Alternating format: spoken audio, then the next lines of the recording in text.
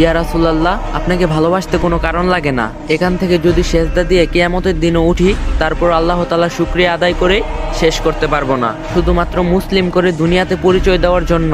আর এর উপরে আরেকটা বোনাস হিসাবে দিয়েছেন প্রিয় নবী মুহাম্মদ সাল্লাল্লাহু আলাইহি সাল্লামের উম্মত হিসাবে। আর উনি একজন ব্যক্তি যে ওনার মতো না কেউ ছিল, না কেউ আছে, আর না কেউ হবে। কি করেননি তিনি আমাদের জন্য, বলেন কি করেননি? নিঃস্বার্থভাবে সারাটা জীবন আমাদের ভালোবাসে গেছেন, আমাদের জন্য একের পর এক কষ্ট সহ্য করে গেছেন। ইয়া রাসূলুল্লাহ সাল্লাল্লাহু আলাইহি সাল্লাম, আপনাকে ভালোবাসতে কোনো কারণ লাগে না, অন্তত আমি আপনাকে ভালোবাসি কোনো কারণ ছাড়া। ইয়া রাসূলুল্লাহ সাল্লাল্লাহু আলাইহি সাল্লাম, আপনাকে মাঝে মাঝে কিছু কথা বলতে মন চায়, কিন্তু বলতে পারি না, কারণ আপনি আমার থেকে অনেক অনেক দূরে। একজন মানুষ ক্রিকেট খেলা পছন্দ করে এবং একজন প্লেয়ারকেও পছন্দ করে, এবং সে হয়তো তার মতো হতে পারবে না, কিন্তু তার মতো খেলার চেষ্টা করে। ইয়া রাসূল, আপনি হলেন আমার জীবনের সিরাত। আপনার মতো হয়তো চলতে পারি না, কিন্তু যতটুকু সম্ভব চেষ্টা করি আপনার অনুসরণ করতে, আপনার মতো চলতে। আজ থেকে 1400 বছর আগে আপনি আমাকে ভাই হিসাবে গণ্য করেছেন। সকল সাহাবীদের সামনে বলেছিলেন, যদি আমি আমার সেই ভাইদের দেখতে পারতাম যারা আমার পরে আমাকে না দেখে বিশ্বাস করবে, আমাকে অনুসরণ করবে। 23টা বছর কষ্ট করেছেন, শরীর দিয়ে রক্ত ঝরিয়েছেন, না খেয়ে পেটে পাথর রেখেছেন, গালি খেয়েছেন, অজস্র যন্ত্রণা সহ্য করতে হয়েছে শুধুমাত্র এই উম্মতদের জন্য।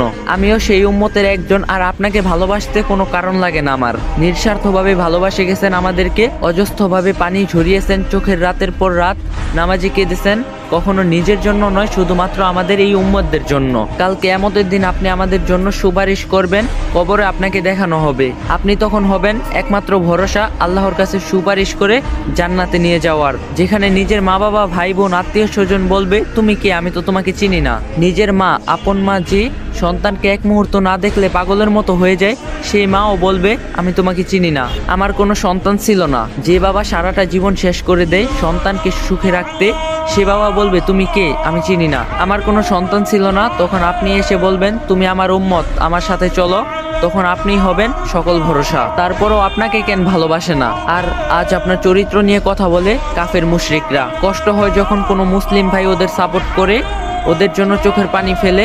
একজন কাফেরের মারা গেলে কিছু মুসলিম ভাইয়েরা যেভাবে কান্না করে, তারা নিজের জন্য কখনো আল্লাহর কাছে ক্ষমা চায়নি, ধিক্কার জানাই এদেরকে। এখনো সময় আছে, ফিরে আসুন সেই নবীজি সাল্লাল্লাহু আলাইহি সাল্লামের পথে, যে পথ মহান আল্লাহ তাআলাকে পাওয়া যায়। আর যে একবার আল্লাহ তাআলার রাসূলকে পেয়ে গেছে, তার জীবন আর কোনো কিছুর প্রয়োজন হয়নি। ফিরে আসুন আল্লাহর পথে। তো যদি ভিডিওটা ভালো লাগে, like, comment, share and copy link করে দিবেন, কারণ ভিডিওগুলো বানাতে অনেক কষ্ট হয়, অনেক।